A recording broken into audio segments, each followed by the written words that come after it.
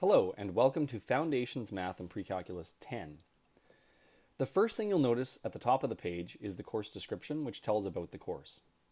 The next thing below is my V classes, and I have them by appointment. So just email me if you get stuck on something and we can set up a V class. Below that is the Q&A forum. I just use that to talk back and forth to students if you have questions about anything in the course. The first main section of the course is the introduction. Click on that and go through everything in the introduction section, which will be first the video, and then the course organization, requirements, overview, which you don't need to read, and the course syllabus, which has the mark breakdown for the course. The Getting Active section are the assignments that you need to do in order to become active in the course. The next section below that is the download section. This has your assignment guide and your formula sheets. You have to print both of these off. I have available also the textbook in PDF format, so you can get started as soon as you want. You don't have to wait for your textbook in the mail. It does have the first few chapters, not the whole book, but it does have the first few chapters. Below that is the assignment guide. Make sure to click on that and get both the assignment guide and the formula sheets. The formula sheets you can use for all of your quizzes and all of your tests. The assignment guide has all of the questions from the textbook that you need to complete. Brain Burst is a section that I have that includes projects that need to be done throughout the course. They don't need to be done right away, but you need to be thinking about them. And you only need to choose 2 of them. So click on Brain Burst, go through some of the projects, check them out, see which 2 you want to do. But in order to get credit for the course, you have to complete 2 of them.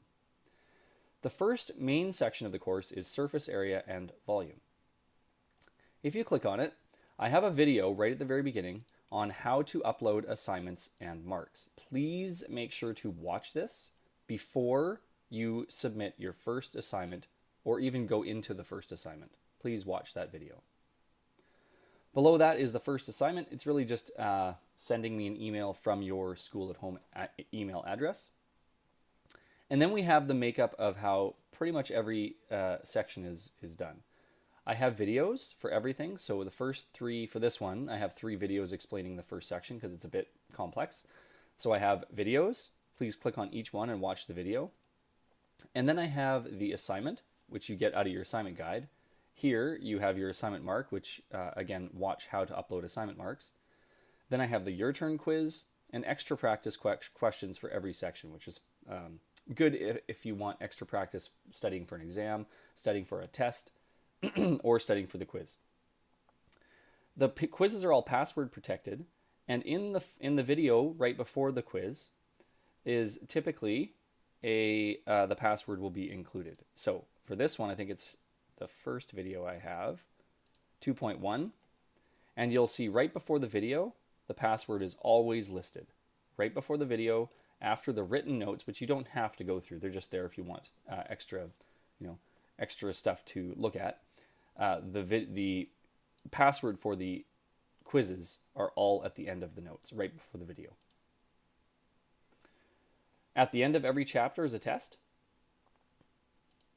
which you can study for using the extra practice, and every section is kind of set up the same way. Once you hit the middle of the course, I have the first proctored test, and at the end I have the last proctored test. This test covers the first 4 modules of the course, so it covers everything from surface area all the way up to polynomials. You'll have to write this test supervised over webcam and over your computer. So make sure that you're aware of that. So the course is made up of several chapters, ending with probability, financial literacy, which are not included in any proctored exam. And that's pretty much it. The makeup of the course is fairly straightforward. If you have any questions, don't hesitate to email me, and have a great year.